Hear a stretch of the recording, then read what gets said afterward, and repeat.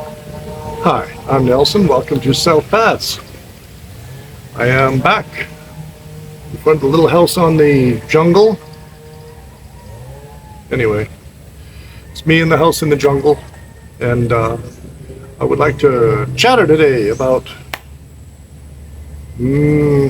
how I'm different from most people. There's a class of people, and this is not a bragging point, it's a perceptual thing. How you perceive reality is how you perceive life. And we all have our own ways of doing it according to things that have happened to us in our past. Our value system is placed upon us in childhood. When you're a little kid, you are programmable like a computer. Your experiences as a child become the groundwork of how you perceive everything in your life going forward. How you perceive money, power, how you perceive the value of money or power, how you perceive people, if you're short-tempered or level-headed or somewhere in the middle, if you're more likely to vote liberal or more likely to vote conservative. All things are perceptual. Perception is how do you put this? Perception is life. Perception is reality.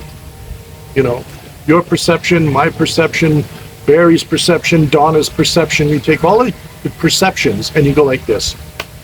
And you have life. You have reality. And we all swim through this water of reality and perceive it differently. Some people think it's a good thing to have freedom. Some people think it's a good thing to have money. Some people need to have structure in their lives, all their lives, and some people just can't stand structure. People that have a lot of structure usually end up more successful in life. They're more organized with what they do. They have a better grounding in what they feel is correct, and they go ahead and they do certain things. They do what mom and dad did. They end up being a doctor, a psychiatrist, something, a judge, an engineer, something that is white collar, pays well, and it's done because it's what it is expected of them, and it's how they perceive success, and it's what they consider normal because it's what they were raised with. They were trained that way. They were programmed to understand that this is reality. Their friends are wealthy if they're wealthy. Their friends are poor if they're poor. You don't very often see a guy in a Mercedes driving down to the worst parts of a major city to hang out with some guys behind an old red brick abandoned building in the middle of winter to stand around a burning barrel keeping warm, drinking from a whiskey flask they have in their pocket, smoking a cigarette and singing songs and talking about the old days. It doesn't happen. It doesn't happen. And you don't see the poor guy getting on a bus and going up to Beverly Hills so he can hang with his rich friends, sipping cognac, playing pool, in an 8,000 square foot room on a pool table that costs more than you make in 5 years. It doesn't happen. They don't mix. So what's more important? What's more valuable? What's better? Nothing. Nothing's better. It's what you do with it that matters. It's how you learn to, if you can't learn to appreciate life, whether you're wealthy or not, it doesn't matter. But if you have the ability to appreciate things that occur, bad things become a tool for learning. This is how the wealthy see it. If they make a mistake, they learn. The poor man, he makes a mistake, he gets pissed off. It's how you're trained. I was poor. When I was a kid, I can remember being 2 years old, 3 years old, that young, riding around the block on a tricycle. And we had a bad storm one time when I was a little kid, big windstorm in the summertime. Thunder, lightning, hail, wind, trees were down, and power was out, and it was really bad. And I remember riding around the block on my tricycle. And I'm riding along there on the sidewalk, and I stop at the entrance to the back alley that goes, between the houses for garbage and stuff.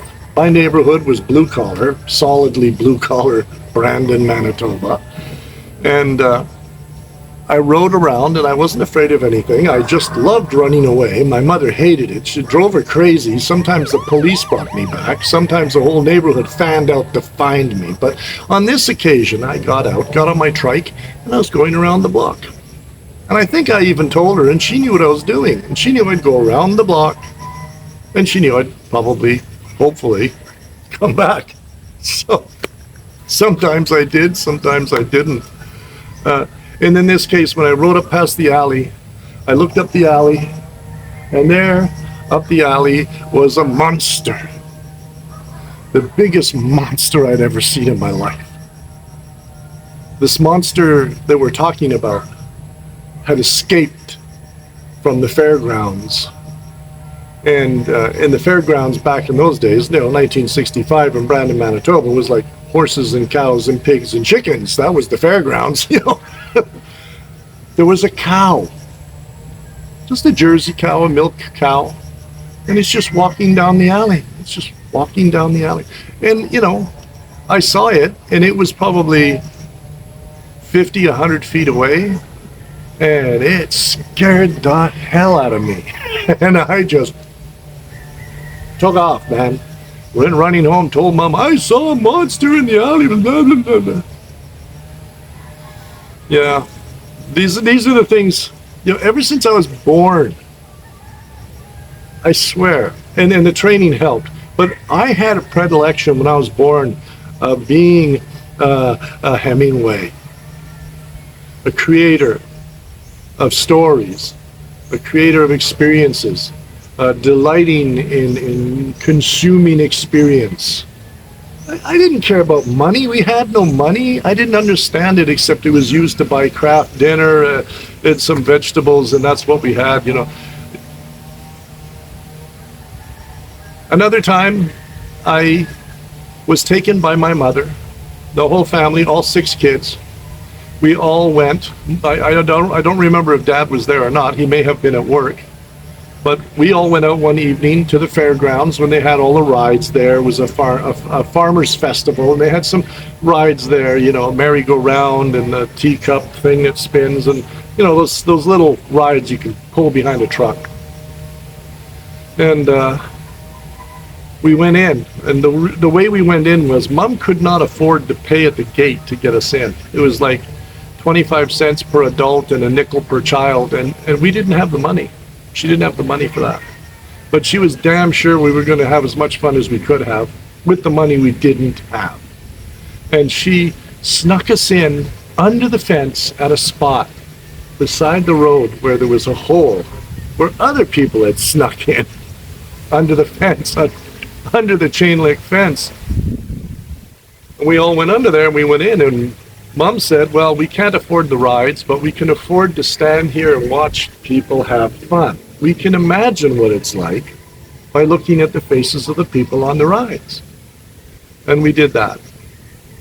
And I don't know what my opinion was of that. I don't remember. But I do remember this. I thought it was pretty neat enough that the next day or the day after, I snuck out of the house as I tended to do, and I ended up back at that fence because I remembered how to get there. I was 3, but I remembered how to get there. 4, maybe. No, I was 3. And it could have been 4, I suppose, but I don't know. Anyway, got back there and I went under the fence. And as I'm going under the fence, I got grabbed by the leg and pulled back. Aha, gotcha! Pulled me out. It was a policeman. I don't know if Mom called the cops to find me or what, but they nailed me there at the fence trying to go under the fence. Or somebody may have Somebody may have seen me walking down the highway, riding my tricycle down the side of this highway or this road, and I got dragged back out by my foot and taken back home. They knew who I was because, I was 3. I didn't know the address. I was 3. But we ended up going back to my mother's house, and standing on the sidewalk was my mother, hands crossed like this, waiting for them to show up. And we showed up, and there was sitting in a van, and the driver was on this side and the other policeman was on this side, and I was sitting in the middle on top of the engine cover. In those days, the engine was between the seats in the van. It was a Ford van, Ford Econoline van. I remember that too. And I was sitting on the engine cover, and I was wearing this policeman, the passenger, I was wearing his hat, and we pulled up. Mom's standing there, and she just goes, "Hi guys, yeah, got him again, huh? Yeah."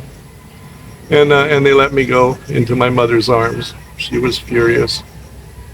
One time my mother said, "It's a good thing I love you, because if I didn't, I probably drowned you in the bathtub." I was never the kind to do what I was told. I never did. I've always been a guy that runs around, wants to have fun, wants to do his thing. I'm not the kind to settle. It runs in my family. My brother Mo, he also did the same thing, and sort of thing. He ended up running away to the woods and lived in log cabins in most of his life. And if he wasn't living in a log cabin, he was working for the fire watch people in a tower up on the side of a mountain, watching for fires in a tower. He did that for years, all summer. And one time he sent Mother a letter. Mo was cheap. Like, Mo was really cheap, or he was really how do I say it, attached to his craft of living in the woods, and all things were the forest and nature and all of that. So one time he had to write Mom a letter. No paper. Mo didn't use paper and envelopes. That was going against his ethos. What my brother Mo did is he went and got out his pocket knife, walked up to a poplar tree, cut off the bark, cut off another piece of bark the size of a letter, 2 pieces of bark, one for this side and one for this side, and sandwiched in the middle was a piece of white wood from inside of the tree that he cut off with his little penknife. And he wrote on the white wood, the interior wood of the tree, wrote her a letter with a pencil or pen, I don't remember. And then he took the 2 bark pieces and sandwiched them. And then he took a piece of twine and he tied it and knotted it, put the address on the outside of it, put a stamp on it, went to town and put it in the mailbox. And it made it. It actually showed up. Mother still has that letter and she kept it. Can you imagine what happens when a piece of lumber goes down the sorting machine? Anyway, boom, this thing goes into the sorting machine, and I imagine it had to be hand plucked out of there. I imagine it must have started something when it hit stuff and just stopped, and everything crashed and burned because of it. They delivered that letter. They did. She still has it. So yeah, my whole family has been a little bit odd like that. And I've had plenty of people tell me I'm weird. I've had plenty of people tell me I'm blunt. I've had plenty of people tell me I'm just strange, I'm unusual, and I'm okay with that. The rest of the human population can be what's expected. I have no interest in being just another drone, and I'm not going to be a drone. Being a drone. Oh. Sorry. So here I sit, years into my life, in the jungle, in front of an abandoned house, talking to some people on YouTube about my life, which my life has not been extraordinary, but it's never been what I expected. It has never, ever ended up being what I expected. Never has.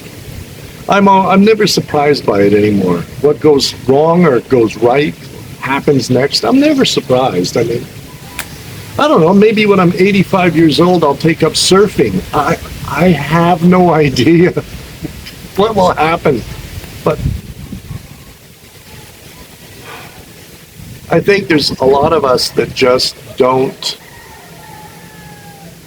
fit. Square peg. You can be a square peg. You may not fit in a round hole. Unless you're shoved in there, it can be forced, but you won't enjoy the process, and neither will the board. So why do it? No? I encourage you to be yourself. Get out, run, go, do it.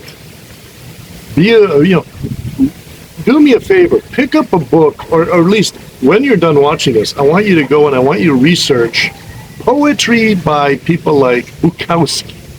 Start with Bukowski and read that man's poetry. It's amazing poetry. I wish I had 2 cell phones. I could read some to you right now, but it's a common man's poetry and common man's short stories and things like that.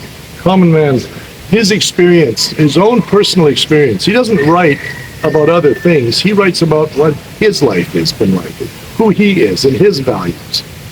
And his values were a can of beans, opened with a pocket knife, while he's sitting in front of his typewriter in a shitty little $70 a month apartment in the late 1960s. He had a Volkswagen, I think, for a car. And then he said, I'm going to be a writer, God damn it, or I'm going to die. His other option was working for the post office all his life. He couldn't stand that. He couldn't stand it. And he thought, there's so many, like he thought life is just a circus and most of us are just clowns and we just go around doing our thing. You go to work, you make your money, you pay for your house, and then you die. You die, the house gets sold, the money goes to the kids, and then they blow it on something that, frankly, you'd never buy. And you pick up with a shit turbo 4-cylinder engine that will explode the first time you put so much as a tent trailer behind the truck. Just garbage. And there's no reason, I see no reason to try to be what society wants us to be anymore. Like, God, you go to your job, everyone has a low level of rage. Like, the veneer is getting thin, And we all keep that veneer between what we really want to do and what we actually do. And the ones of us who are successful in life, we don't understand this concept because we've never had to. We've been lucky. Some people they just have things just work out for them. They just do. They just do. They work out for them when they're young. They had parents that were very structured and said, okay, Bobby, you do this, then you do this, then you do this, and here are the reasons why. And it's all very clear, concise. There's no room for variety. There's no room for variation on the theme. This is what you do if you want to survive in this world. You do these things. And it's pounded into you.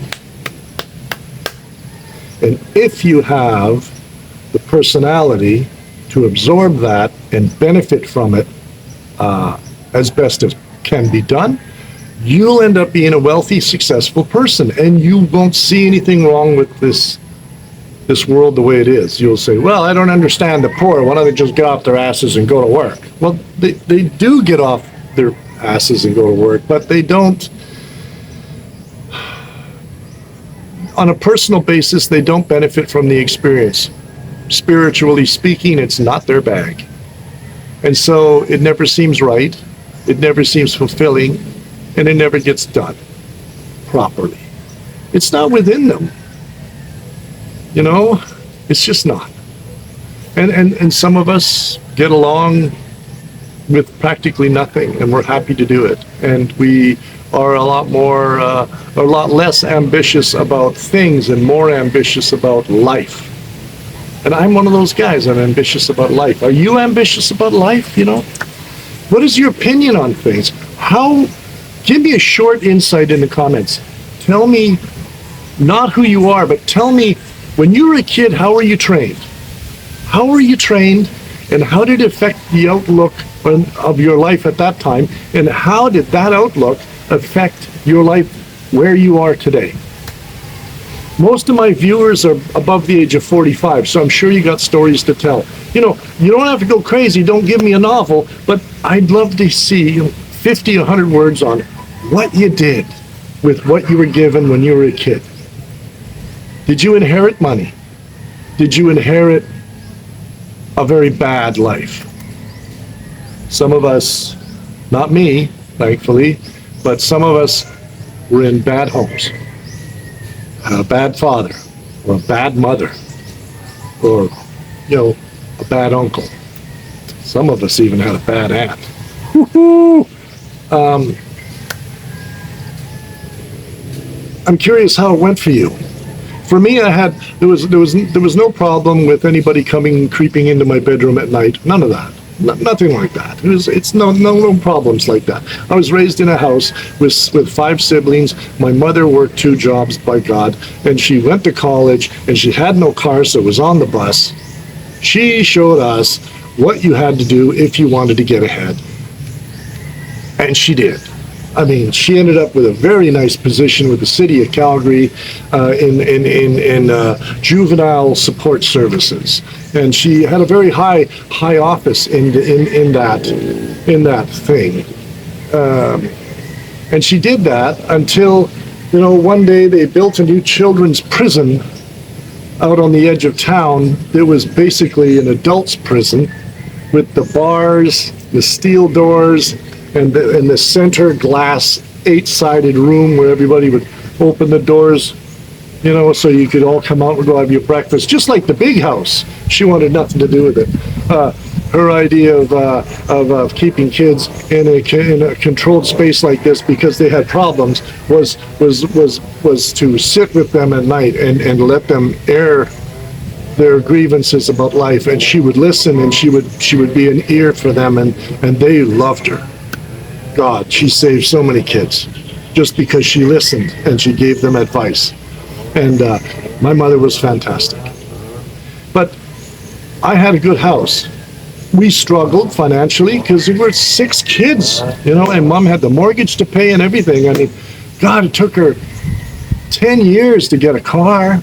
And even then, it was an old Dodge Duster with a slant 6 engine and no options, nothing fancy.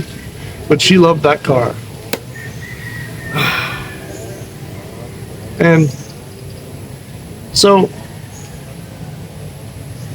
I am just touching on, it's strange that I'm here. Or is it? Is it really? I never know what to expect next. I'm like a twig on a very fast-flowing creek. I have no idea where I'm going to end up next, man. Just a pointless ramble about nothing. So if you guys want to tell me, how did it work out for you? Are you satisfied with your life? Is it what you'd hoped for? Did everything go together as you planned? Was there a plan? For those of you who had no plan, did that work out for you? How did it go? What happened? Give me a summary. I don't need any details. I understand your willingness to have privacy in your life, but tell us what you can tell us. And, you know, I'm curious, is I'm the only one that's crazy? Or do I have friends? So anyway, that's it for now. That's it for this episode. And it's going to start raining here for the next 5 or 6 days, so I thought I should get this done. Appreciate you guys.